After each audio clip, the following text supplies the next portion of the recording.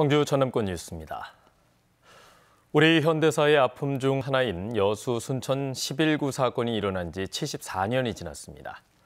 지난해 특별법 제정 이후 올해 희생자와 유족이 처음으로 공식 인정됐고 오늘 추념식도 처음으로 정부 주최로 열리게 됩니다. 이런 가운데 여순 사건의 진실을 제대로 알리기 위한 노력도 이어지고 있습니다.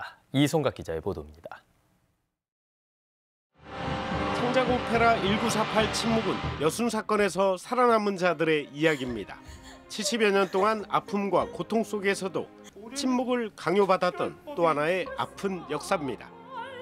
지역 예술인들이 뜻을 모아 4년 전 처음으로 무대에 올렸고 여순 사건의 진실을 알리는 문화 콘텐츠가 됐습니다. 국가폭력으로부터 국민이 희생당하는 이런 역사를 되풀이하지 않기 위해서 이 작품을 만들었습니다. 여순 사건 당시 사진기자로 활동했던 이경모 작가의 사진에선 참혹했던 학살의 현장이 보다 선명합니다. 고향 광양을 가던 길에서 마주했던 친구의 주검과 그 누이의 절규가 담긴 사진에선 가슴이 먹먹해집니다. 공연과 전시 외에도 여순 사건 희생자를 기리고 역사적 진실을 바로 알리기 위한 활동도 꾸준합니다. 비극적 역사 현장을 찾아 교훈을 얻는 다크 투어리즘, 특히 제주 4.3과 연계한 프로그램도 활발합니다. 제주 4.3 교육과 여수 순천 11구 교육의 그런 연결고리에 대해서 많이 생각해 볼 수 있는 계기가 되었고요. 그리고 이 과거의 역사를 어떻게 평화의 가치와 연결해서 여순 사건의 아픔을 공유하고 의미를 되새기는 각종 학술 행사와 부대 행사는 합동 추념 주간인 이번 주 내내 이어집니다. KBS 뉴스 이송각입니다. 전라남도가 여수 순천 11구 사건 희생자 추념 행사에 맞춰서 오전 10시에는 순천과 광양에서 오후 3시에는 여수 전역에 1분간 묵념 사이렌이 울린다고 밝혔습니다. 묵념 사이렌은 희생자의 넋을 기리고 유족의 아픔을 함께하는 시간을 갖기 위한 것입니다. 네, 지난달 광주 고등법원이 전두환 회고록이 5.18 민주화운동을 왜곡했다면서 전두환 씨 측의 손해배상 책임을 인정했습니다. 전 씨 측은 이에 불복해서 대법원에 즉각 상고했는데 손해배상금 7천여만 원은 지급한 것으로 확인됐습니다. 어떤 이유인지 김혜린 기자가 취재했습니다. 2017년 펴낸 전두환 회고록. 5.18 당시 헬기 사격은 없었다. 북한군이 개입했다. 광주 고등법원은 회고록에 담긴 이 내용이 5.18을 왜곡했다며 전 씨 측의 손해배상 책임을 인정했습니다. 전 씨 측은 지난달 말 대법원에 상고장을 냈습니다. 5.18 민주화 운동을 더럽히는 표현의 자유를 후퇴시킨 판결이라고 생각합니다. 그러면서도 손해배상금은 그제 날짜로 원고 측에 입금한 것으로 확인됐습니다. 손해배상액은 조영대 신부에게 1,000만 원, 5.18 단체 4곳에 1,500만 원씩입니다. 원고 측은 소송 서류가 전달된 2018년부터 2심 선고일까지는 연 5%, 그 다음부터는 연 12%로 계산된 지연 손해금까지 전 씨 측이 입금했다고 밝혔습니다. 지연 이자로만 월 70만 원씩 더 내야 하는 상황에서 확정 판결 전에 미리 지급한 것으로 보입니다. 앞서 5.18 왜곡 주장을 해 재판을 받은 지만원 씨는 2019년 대법원 확정 판결까지 돈을 지급하지 않다가 억대 손해배상금을 냈습니다. 5월 단체는 대법원에서 승소할 수 없다는 걸 전 씨 측이 사실상 인정한 것이나 다름없다고 말합니다. 본인들이 이미 현실적으로 결과가 어떻게 나올지에 대해서 예측을 했을 것이다. 이렇게 판단을 합니다. 전 씨 측은 확정 판결까지 오랜 시간이 걸려 법원 절차에 따라 지급한 것이고 항소 판결을 받아들인다는 뜻은 아니라고 밝혔습니다. 한편 5월 단체는 대법원 확정 판결 이후 손해배상금 기부 등을 논의할 방침입니다. KBS 뉴스 김혜린입니다. 광주시가 광주 관광협회의 위탁사업비 부적정 집행 의혹에 대해 경찰 수사를 의뢰했습니다. 광주시는 최근 감사위원회의 감사 과정에서 관광안내소나 시티투어 버스 사업 등 관광협회의 위탁사업비가 부적정하게 정산된 정황을 확인하고 이에 대한 경찰 수사를 의뢰했다고 밝혔습니다. 감사위원회는 해당 사안에 대해 이달 말 재심의를 앞두고 있습니다. 여수시의회의 의정활동비를 13% 인상하는 안이 추진되면서 논란이 예상됩니다.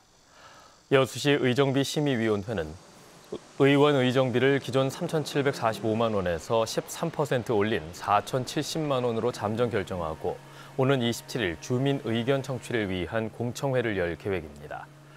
여수시의회 13% 의정비 인상안은 전남 다른 시군에 비해 인상폭이 커서 최종 확정까지 진통이 예상됩니다. 네, 광주시와 대구시가 2038년 하계 아시안게임 공동 유치를 추진하고 있습니다. 그런데 광주시의회가 공론화가 부족하다며 유치 동의안 상정을 보류했고 대구시의회도 현재 비슷한 상황입니다. 첫 번째 관문인 지방의회의 동의를 얻지 못해서 유치 무산 가능성도 배제할 수 없게 됐습니다. 보도에 최혜진 기자입니다. 4년마다 열리는 하계 아시안게임.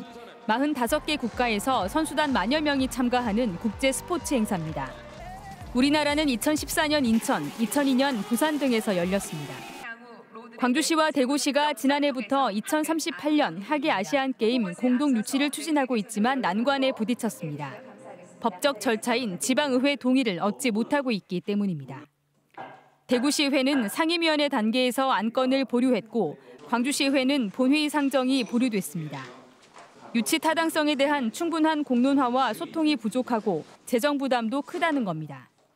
하계 아시안게임 개최 예산은 국비와 지방비를 포함해 1조 817억 원, 광주시의 경우 2,213억 원을 부담해야 합니다.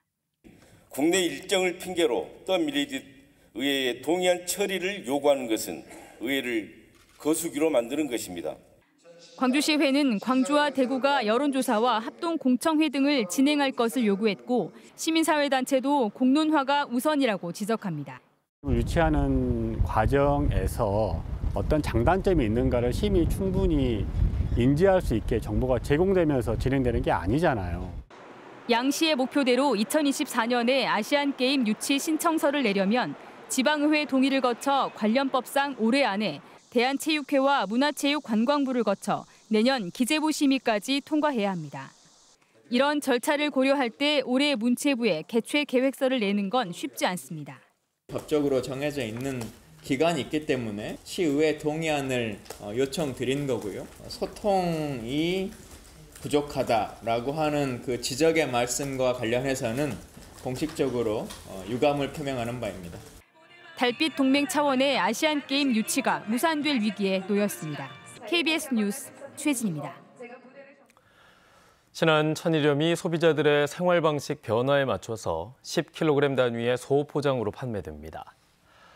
지난 천일염은 2013년 30kg 포대에서 20kg 포대로 포장 단위를 축소해서 판매되고 있지만 소비자의 소비 패턴 변화에 대응하기 위해 20kg 포장을 시작한 지 10년 만에 10kg 포장으로 전환할 계획입니다.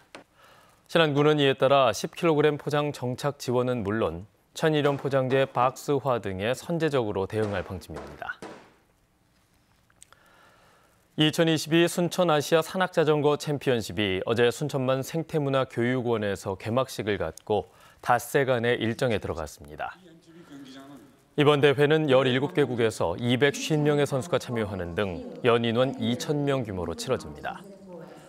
코스를 여러 바퀴 돌면서 소요 시간을 경쟁하는 크로스컨트리 올림픽 등 4개 종목이 순천 용계상 일원에서 진행됩니다. 한중 수교 30주년을 맞아 어제부터 이틀 동안 광주에서 국제 심포지엄이 열립니다.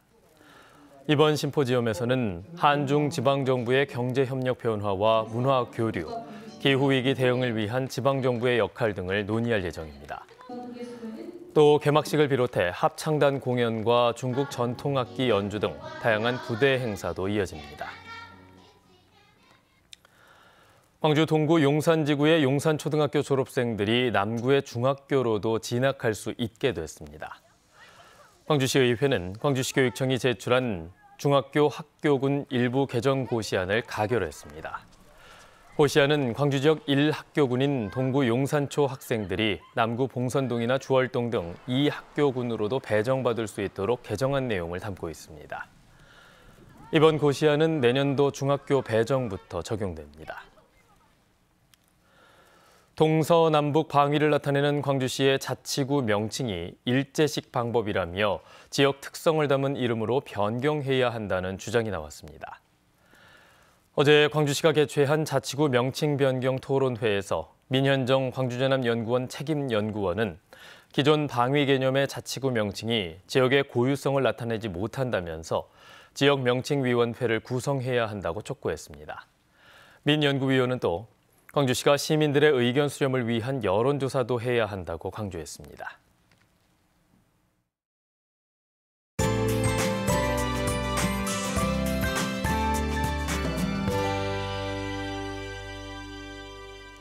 오늘 아침은 어제보다 더 춥습니다. 기온이 5도 이하로 내려간 곳들이 많은데요. 이렇게 짙은 파란색으로 표시된 내륙을 중심으로는 0도 안팎, 구례는 영하 0.3도까지 떨어졌습니다.